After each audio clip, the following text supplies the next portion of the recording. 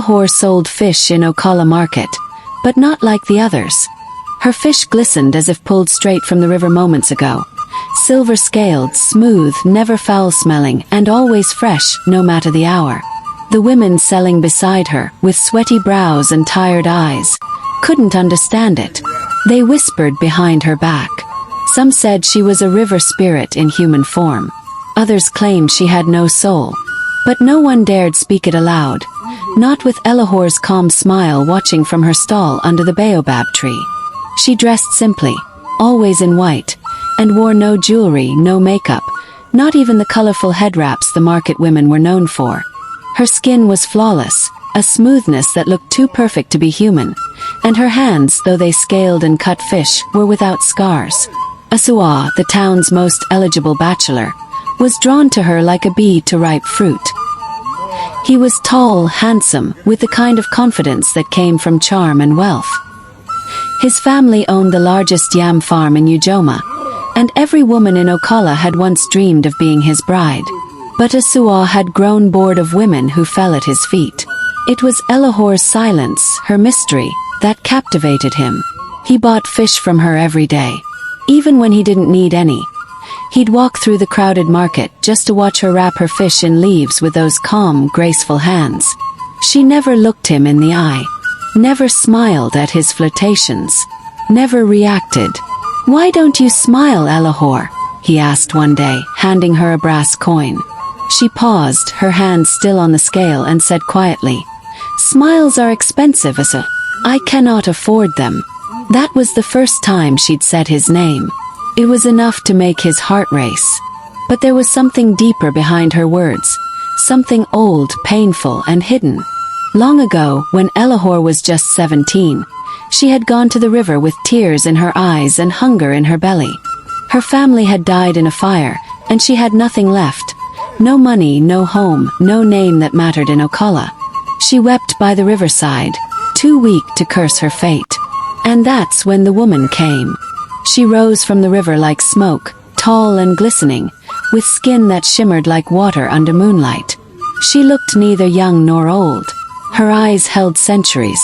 "You seek life?" the woman asked, voice like rustling reeds. Elohor nodded, too stunned to speak. The woman reached into the water and pulled out a woven basket of silver fish, alive, wriggling, eyes wide. "This is my gift. They will never rot. You will never hunger again. But the price is this. Let no man touch you. Not your skin, not your soul. For your flesh remembers. And your skin will betray you." Elohor accepted the gift and the rule. And for years she lived as she was warned, untouched, unbothered, unbroken, until Esuo. He pursued her with the hunger of a man used to getting what he wanted. She resisted, but his warmth chipped at her walls. He told her stories that made her laugh despite herself. He waited for her after market, walking behind her through quiet paths. Slowly, her silence grew less sharp. Her eyes lingered longer. Her heart, foolish and starved, began to beat differently. One evening, after heavy rains, Elohor slipped and fell on the mud path near the riverbank. Esuo, who had been following behind at a distance, ran forward without thinking. He caught her wrist, lifting her to her feet. The touch was brief, but the damage was done.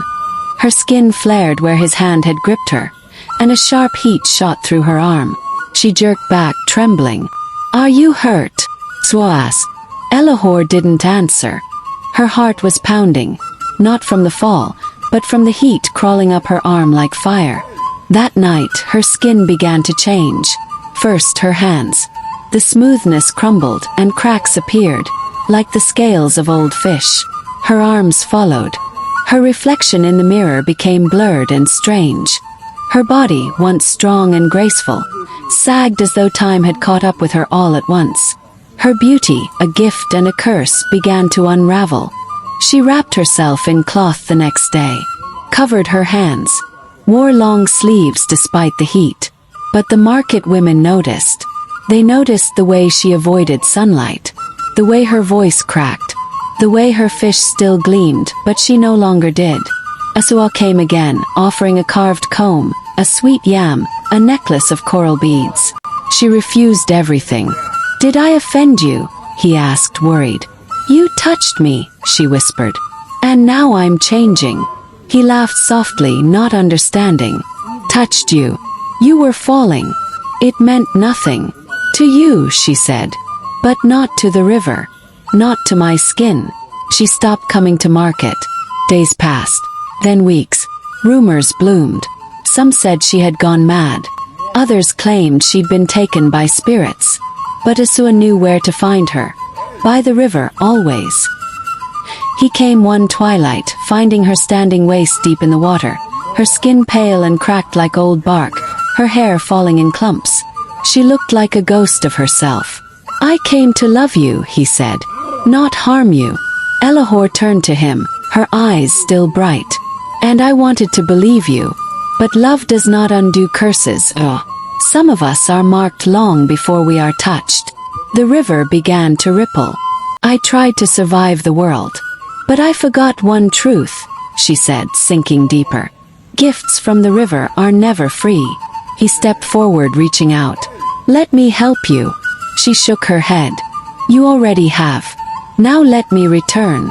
With a final glance, she sank into the river, silver fish swirling around her like memories. The water swallowed her whole, quietly, as if reclaiming what was always its own. No one saw Elohor again. But the fish at Okala Market never tasted the same after that. They spoiled faster. The women complained. The river no longer gave its secrets. And Esuo, he never touched another woman again. Because sometimes love is not enough. Not when you break a promise older than time. Not when the skin remembers. And the river waits. The end.